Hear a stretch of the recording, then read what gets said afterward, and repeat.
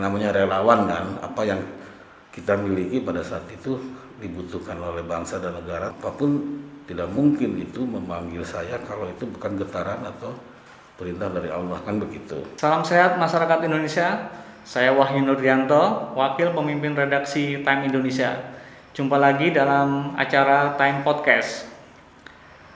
Di Malang, waktu itu awal pandemi COVID-19, di sebuah kawasan pemukiman di Dau, tepatnya di daerah Jalan Wijaya Kusuma, ada satu keluarga yang terpapar COVID.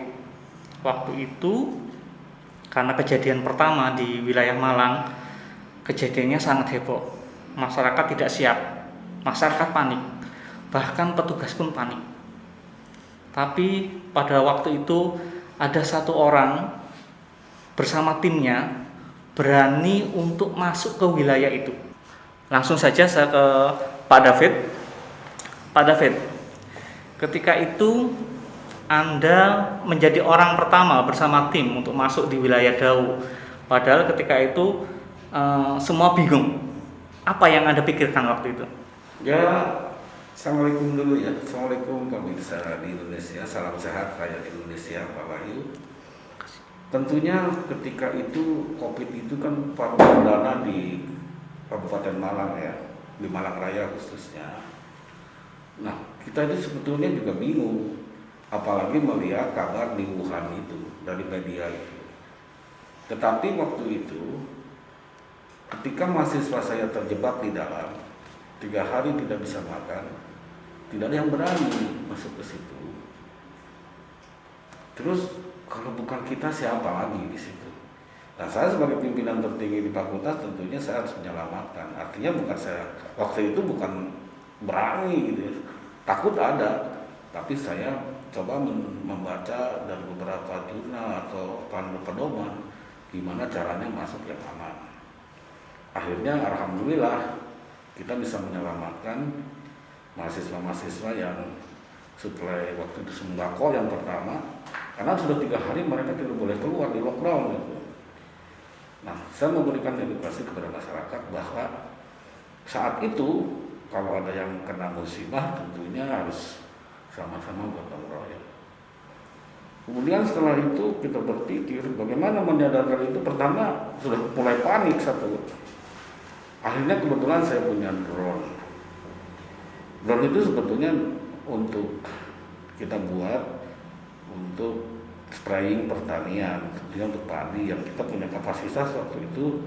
Saya juga nggak tahu ya, mungkin karena semacam sense of belonging aja atau common sense ya. Kalau begitu ilham juga. Pada saat sebelum COVID itu saya memang membuat drone yang besar. Nah, saat itu banyak orang ketawa. Untuk apa buat drone yang besar? Sementara areal kita kecil. Saya bilang kepada teman-teman, nanti itu ini akan bermanfaat, tapi nggak tahu manfaatnya apa gitu. Oke. Nah, untuk menangkap masa waktu itu, bagaimana saya juga dengan tim setelah itu ini harus ada. Nah, kebetulan waktu itu dengan pemerintah Kabupaten Malang dan saya ralat juga ya. Jadi saya juga selain tim MWLC ini juga tim kampus, juga tim COVID Kabupaten Malang. Saya di gugus 3. Nah, waktu itu ketika orang lain tiarap, orang lain takut, terus kalau bukan kita itu siapa gitu. Saya panggilan jiwa saja. Kalau ditanya takut, ya takut, tapi takut itu bukan menjadi penghalang, tapi bagaimana ketakutan ini saya mempersiapkan kewaspadaan saya.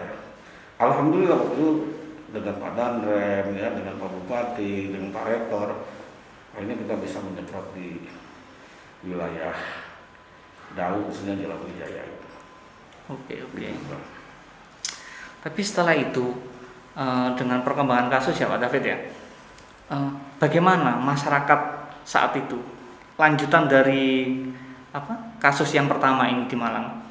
Ya tentunya waktu itu kan kita tahu semua bahwa Malang sudah zona merah, di mana-mana kan jatuh korban. Nah, pada saat itu kan belum juga semua masyarakat teredukasi. apa itu COVID, tahunya itu bahwa COVID ini membunuh, kemudian menular kepada melalui droplet kepada masyarakat, sehingga apabila ada masyarakat yang terkena itu sangat dicurigai. Bahkan kalau ada yang meninggal waktu itu, kuburan aja kan belum ada ya, khusus sulit kan gitu, bahkan banyak yang menolakkan gitu. Tapi lambat laun kan alhamdulillah ya kesadaran masyarakat sudah mulai, walaupun tetap kecurigaan itu menjadi besar. Jadi itu Pak, jadi di kami kan ada rumah sakit juga yang punya tempat isolasi. Itu juga banyak yang sembuh sih. Memang ada korban, ada yang meninggal, itu biasanya yang komorbid Pak. Yang ada penyakit bawaan ya. Oke. Itu yang. Pak David, terus ketika Anda pada akhirnya bulan September harus ke ruang isolasi, itu bisa diceritakan nggak? Ya sebetulnya begini, itu bukan saya yang tersuspek. Iya. Saya kan penggiat ya. Saya bagaimana mempelajari COVID ini bukan hal yang baru di dunia peternakan. Kan dulu ada namanya flu burung, ya ada SARS, ada NH1 gitu ya. Orang peternakan kan sudah biasa menghadapi virus ini. Kita berpikir bahwa virus ini, apapun virus itu tidak ada obatnya. Sama dengan influenza kan, tidak ada obatnya. Iya. Tapi bagaimana kita ini menjaga imunitas, antibodi kita harus tinggi kan. Nah tentunya selain protokol COVID, kami bagaimana tetap imun tetap terjaga. Tetapi waktu itu kan bergulir ya, karena kami menyemprot pertama di Malang pakai drone, akhirnya kota Malang, akhirnya kota Batu juga minta kan, kami juga sebagai relawan kan tidak bisa. Iya. Bahkan waktu itu juga kami juga sampai mencari obat untuk yang namanya desinfektan itu, kami ngambil dari Singapura. Karena kami ingin bahwa obat yang kita gunakan untuk sebagai desinfektan ini bukan hanya dia melemahkan, tapi kill ya, dari DNA dari virus itu. Alhamdulillah saya sampai ke Pasuruan ya. Kita sampai ke Kota Sragen. Ya, catatan kami sampai 7 kota ya. Iya, itu gimana tuh? Malah kami ke Jember juga ya. Alhamdulillah kami merasa bersyukur bahwa ketika orang takut, kami bisa membantu keresahan masyarakat. Tentunya dengan upaya kami, saya yakin juga belum tentu berhasil ya. Kan kita tidak tahu namanya virus kan, kalau basmi ular atau tikus kan kelihatan. Iya. Tapi paling tidak ada upaya. Pak David, selama menjadi relawan di Satgas COVID ini, apa yang sudah dilakukan oleh tim khususnya dari UMM? Ya, saya ini kan relawan ini berbagai organisasi kan, dari UMM itu sendiri, dari MBLC, kemudian juga dari Kabupaten Malang. Oke. Bahkan kan saya berada di gugus 3. Nah tentunya di sisi lain saya juga bahagia, di sisi lain namanya takut ya, apalagi pada saat rapat begitu ya, menentukan PSBB waktu itu ya, kita pun ya kadang-kadang was-was. Tapi saya satu berpedoman, saya hanya kepada Allah, kalau bukan kita siapa yang akan menolong umat ini.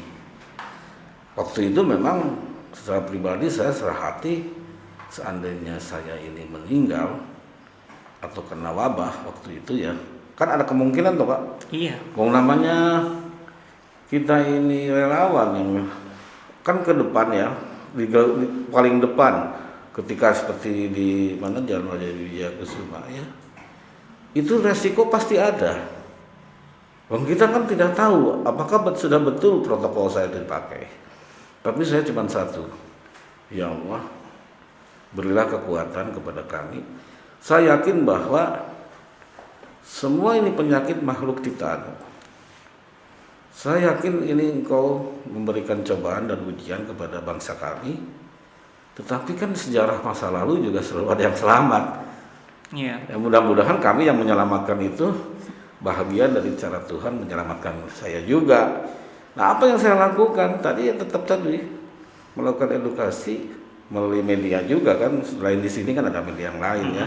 Tetapi secara ekstennya saya nyemprot sampai ke kantong-kantong yang sudah terjadi, sudah kena oleh ada virus itu, sudah ada korban di situ. Ada korban ya. Bahkan di kampung saya sendiri kan, di lingkungan saya sendiri itu korban. Ya itu kami juga melakukan edukasi melalui medsos, tetapi ya tindakannya kami waktu itu ya bagaimana menyemprot dari udara ya, karena saya yakin sekalipun waktu itu kan tidak ada yang bisa menyemprot udara, kalau pakai heli kan tidak efektif toh, Pak. Dan mahal pasti. Mahal. Kalau ini ya kami juga namanya relawan, ya terus terang aja kami pembiayaan itu kadang-kadang urunan gitu kan. Oke. Ya untuk obat itu Pak, kan kita impor, saya nggak mau, sudah mahal, drone saya itu 10 juta ya, kalau jatuh kan juga siapa yang menanggung kemudian resikonya, sehingga saya mencari itu yang perfect. Itu yang dilakukan Pak. Ya saya sampai ke 7 kota itu ya. Alhamdulillah semua masyarakat waktu itu berterima kasih. Nah saya sudah puas. Itu kepuasan, tapi tantangannya ketika jadi relawan saja, baik dari rekan kerja, dari keluarga, sebenarnya juga was-was juga, takut semua. Saya ini ke rumah jangan-jangan membawa virus juga. Tantangan-tantangan itulah yang bagaimana sisi lain saya harus keluar, sisi lain juga saya harus memberikan keyakinan kepada keluarga ya, pada tetangga, kepada rekan kerja. Karena waktu itu karena saya relawan banyak di luar, banyak orang yang takut juga sama saya. Oke. Apalagi saya pimpinan fakultas ya. Iya. Jadi saya juga ini ya banyak yang takut. Jadi kayak zombie gitu kira-kira. Jadi itu anunya ya.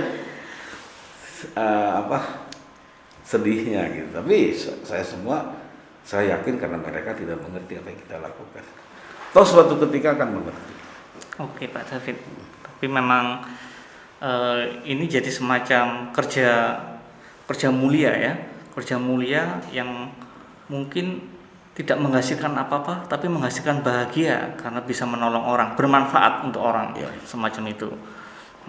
Pak David bisa cerita nggak bagaimana ketika ada anggota keluarga Pak David yang menjadi suspek dan kemudian harus masuk ruang isolasi karena yang sebelum kita pernah bicara bahwa justru lingkungan itu yang menjadi beban sendiri bagi keluarga korban, keluarga yang terkena gitu. Ya. Nah saya pertama saya sebagai satgas ya. Kemudian saya juga relawan yang nyemprot itu ya ke kota-kota, 7 kota ya. Tentunya kan kegalauan dari keluarga ada. Saya sendiri kalau malam hari cuma bisanya nangis dan minta pertolongan Allah pada salat malam. Terus terang aja itu. Kemudian waktu itu kan kita juga dengan berita yang dari luar kan, apakah ini bagaimana kan. Yeah. Nah kemudian yang kedua, saya sempat mengevakuasi yang sakit, ikut mengevakuasi. Bahkan ada teman yang suspek juga saya ikut menguburkan kan gitu.